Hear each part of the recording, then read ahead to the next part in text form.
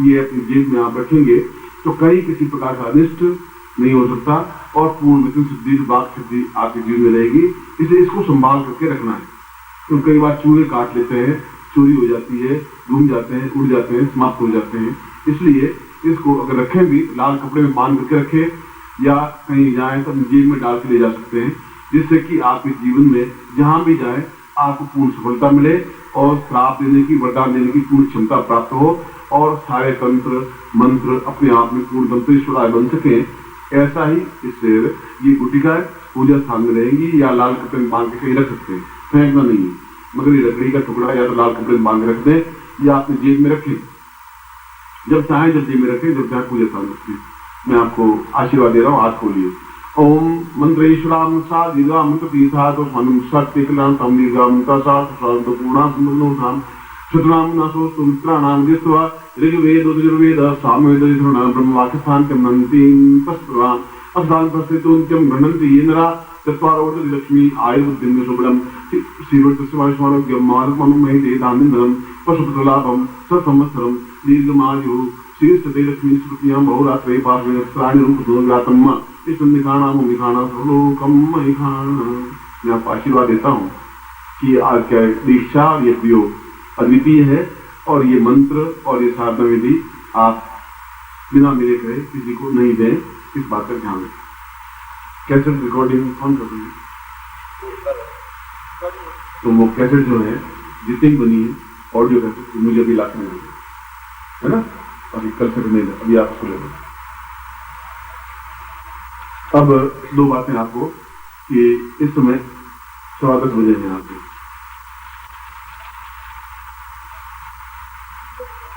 प्रत्येक साधक इस पंचोपचार पूजन को करेगा, लेकिन एक बात है कि जोर से जय घोष बोल के आपको करना है, सामान्य रूप से नहीं। कल आपने वहाँ प्रयोग भी आ गए थे घर में, वो भी कार्यक्रम संपन्न करना था और फिर हमारा मूल उद्देश्य जिस उद्देश्य के लिए हम यहाँ आए हैं वह उद्देश्य भी हमारा सफल होना चाहिए। और राहु अगर चंद्रमा को डस लेगा, सूर्य को डस लेगा तो फिर सूर्य की तेजस्वी का बेकार, तो राहु तो उसके स्थिर ही नहीं है। इसलिए ये जो भ्रम है, ये भ्रम गोरखनाथ के बाद में चला कि जितना भी बाह्य आडंबर चला, जितना भी झूठ छल मक्कार धोखेबाजी विश्वासघात परस्त्री गमन, ये शराब, ये सिगरेट और ये जुल्फा, सब उसके बाद में भ्रष्ट साधुओं ने इस तरीके को अपनाया। पर ग्रहण अपने आप में एक अत्यंत अद्वितीय मुहूर्त माना गया है और मैंने अपने खुद के जीवन में, क्योंकि मैं साफ कहता हूं कि पंडित कहते हैं पोषण की देखी, मैं कहता आंखन की देखी। पंडित पोष में मुझे लिखा होता है और मैं वो साधना करवाता हूं या कहता हूं जो अपने जीवन में अनुभव किया है। और कई साधनाएं, दुर्गम साधनाएं, कठिन साधनाएं मैंने ग्रहण काल में प्रारंभ की है, क्योंकि साल में 1 या 2 ग्रहण मुश्किल से आते हैं। पहले तो 3 या 4 साल में एक बार ग्रहण आता था। ये आवश्यक नहीं ग्रहण दिखाई दे या नहीं दे, आवश्यक नहीं मुझे अमेरिका यहाँ दिखाई दे या नहीं दे, या लंदन की सड़कें दिखाई दे या नहीं दे, मगर ग्रहण है तो है, समय है तो है, हवा है तो है। हवा मुझे दिखाई नहीं दे रही है, आप हवा को देख नहीं सकते, मगर ये भी नहीं कह सकते हवा नहीं है। देखी हुई देखेंगे तभी हम मानेंगे। तो आप हवा को दिखा कर मुझे बता दीजिए कि ये हवा है, आप मुझे बताइए। हवा को आप दिखा नहीं सकते, मगर हवा है ये एहसास हम करते हैं, उसके नाम जीवित नहीं रह सकते।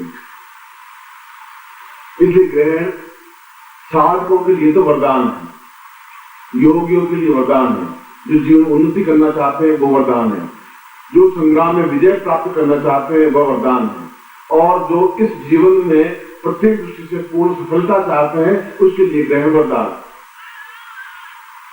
और ये सब ग्रहण काल चल रहा है और आज की वो ग्रहण का प्रयोग भी करवाऊंगा यदि आप होंगे, मैं होऊंगा या मन में आया तो। मैंने आपको बताया कि पहली बार मैं कुछ प्लान करके नहीं चलता हूँ, जीवन को भी प्लान करके नहीं चला कि पंचवर्षीय प्लान करूं, ऐसा कुछ नहीं करता हूं। जो कह दिया, जो जीवन में आया, जो चिंतन आया, जो विचारधारा आई, जो शिष्यों के लिए जरूरी हुआ, अगर शिष्यों का चेहरा देखा कि हर्षित है, प्रफुल्लित है, उचित है, आह्लादित है, तो मैं प्रयोग संपन्न करवा देता हूँ।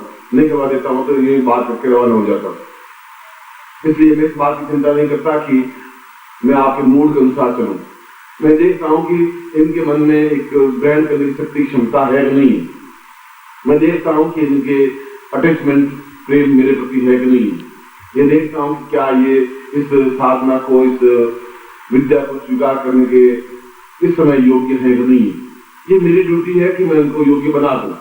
इसलिए ये आप मत सोचिए कि मैं इसको कर पाऊंगा कि नहीं कर पाऊंगा, इस बात की मैं चिंता नहीं करता। यह मुझमें मेरी ड्यूटी है कि मैं आपको चीज दे दूं। और जब बीज बो दूंगा तो बीज कभी कभी पेड़ उगेगा ही उगेगा। आज उग जाए कोई जरूर नहीं, मगर बीज बेकार नहीं जा सकता। किसान गेहूं बोता है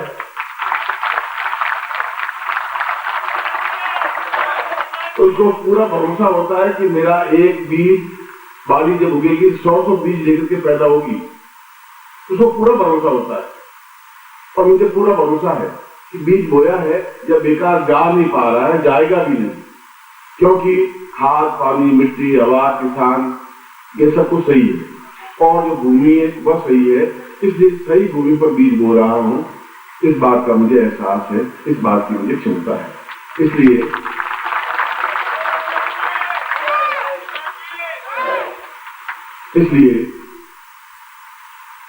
मैं आज 1 या 2 प्रयोग संपन्न करवाऊंगा, फिर 4-5 बजे होली का महोत्सव मनाएंगे। फूलों की होली या गुलाल की होली या जो कुछ जिस प्रकार से होली मनाएंगे। उस बाद रात्रि में एक चंद्र ग्रहण प्रयोग होगा, तो देखेंगे वो प्रयोग करवाएंगे। क्या होगा, कितना होगा, मैं आपको पहले कुछ बता नहीं सकता। मैंने कहा कि मूड हुआ 6 बजे भी आके बैठ जाऊंगा, मूड नहीं हुआ 12 बजे आके बैठ जाऊंगा, मूड हुआ तो वापस नहीं आऊंगा। यह तो मेरे ऊपर न किसी का कर्जा है न ऋण है। अगर मैं देता हूं तो देता ही हूं, लेता आपसे कुछ नहीं हूं। न लेने की इच्छा रखता हूं, न लेने की भावना नहीं रखता। आप बनिए हैं और आप बच्चों के साथ सोचते रहे, आप सोचते रहे। जिंदगी में मैं भी आपकी जगह ही बैठा था।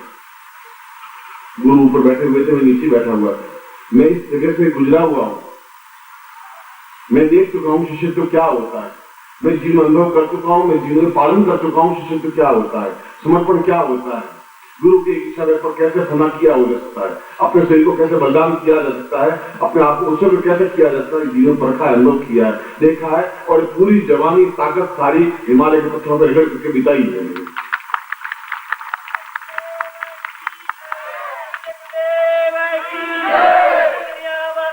मैं गद्दों और पलंगों पर सोया नहीं, आज भी नहीं सोता हूँ। आज पलंग है, पली चटाई बिछा के सोता हूँ, यहाँ पर भी और दिल्ली में। आप जाकर पूछ सकते हो, क्यों मैं उसमें बहुत आराम से सोता हूँ। मुझे पलंग और गद्दे न कभी सोया, न कभी आवश्यकता। मैं इस बात चिंता करता हूँ कि 1 सब्जी बनी, 4 सब्जी बनी, कई बार 6 सब्जी बना देते हैं, मैं 1 सब्जी से खाना खा लेता हूँ। 5 स्टार होटल में भी ठहर जाता हूँ, 3 स्टार होटल में भी ठहर जाता हूँ, धर्मशाला में भी ठहर जाता हूँ। इतना गरूर, इतना घमंड, इतना गुमान मैं रखता ही नहीं, क्योंकि मैं जानता हूं कि मैं क्या हूं। इस बात का मुझे गर्व है और मेरे शिष्यों को गर्व है। इतना ही संतोष मुझे है। बोले प्रभु जी गुरुदेव की, प्रभु जी गुरुदेव की, प्रभु जी गुरुदेव की, कन्हैया माता जी की, प्रभु जी गुरुदेव की, सिद्धार्थ साधक परिवार की। उच्च कोटि के योगी हो चुके, नाथ संप्रदाय के अद्वितीय योगी हो चुके हैं। ये नाथ संप्रदाय चला आगे बढ़, और मैंने बहुत दीक्षा ली थी और नाथ संप्रदाय में भी गया, अवगढ़ संप्रदाय में भी गया, शैव संप्रदाय में भी सीखा और संसार में 8 महीने रह करके भी वो देखा कि अवगढ़ साधना क्या होती है, वह भी सीखी। ऐसा कोई संप्रदाय, चाहे वो शास्त्र संप्रदाय हो, शैव संप्रदाय हो, वैष्णव संप्रदाय हो, उनमें कहीं पर भी मैंने सीखने में कसम नहीं रखी, कठिन तकलीफ देखी। मैं 8 महीने बिल्कुल भूखे रह करके भी साधना की। गंगा में 24 दिन बिल्कुल गंगा में कमर तक खड़े रह करके भी बिना बाहर निकले और साधनाएं संपन्न की। दोनों तरफ लकड़ियां बांध दी गई, मुझे बांध दिया गया गिरे नींद में, और वह साधनाएं भी संपन्न की। इसलिए ये गोरखनाथ, उसके बाद में धीरे धीरे मुगल काल आ गया, फिर अंग्रेज काल आ गया और हमारा सारा ज्ञान अपने आप में चौपट हो गया और हमारे मन को विभ्रम कर दिया। सबसे बड़ी गड़बड़ ये की कि आपके मन में संदेह पैदा कर दिया अंग्रेजों ने। और आज भी वो मीडिया इतना शक्तिशाली है कि आपके मन में संदेह मिट नहीं पा रहा है, ये होगा या नहीं होगा, ये सही है गलत है। ये ऐसा कंफ्यूज पैदा कर दिया आपके माइंड में कि पूरा देश इसकी चपेट में बर्बाद हो रहा है। न आप भौतिक दृष्टि से पूर्ण आनंद प्राप्त कर रहे हैं, क्योंकि आपने सही रकम देखा जाए तो भौतिक सुख भी आपने देखा नहीं। भौतिक सुख क्या होता है ये भी आपने नहीं देखा। आपने 5 स्टार होटल तो देखे, 6 star hotel, 7 star hotel, 8 star hotel, 9 star hotel नहीं देखे। और मैं रहा हूं उन होटलों में भी रहा हूं, महीने महीने भटक रहा हूं, वो जीवन भी देखना है। मैंने कल भी बताया था, कल शाम को डिस्को वाली बात बताई थी, तो उनके सामने बताइए, कुछ छुपा करके बात नहीं की, वो उसमें प्रेस थे। मगर कभी भी अपने धर्म को कमजोर नहीं होने दिया। स्वधर्मे निधनम श्रेय पर धर्मो भयावह। अपने धर्म ही श्रेष्ठ है, दूसरा धर्म मेरे लिए भयावह है। अगर मरूंगा तो मैं, गांधी ने कहा है कि मैं सभी धर्मों का आदर करता हूं, मगर मुझे ये गर्व है कि मैं हिंदू हूं, इस बात का मुझे गर्व है।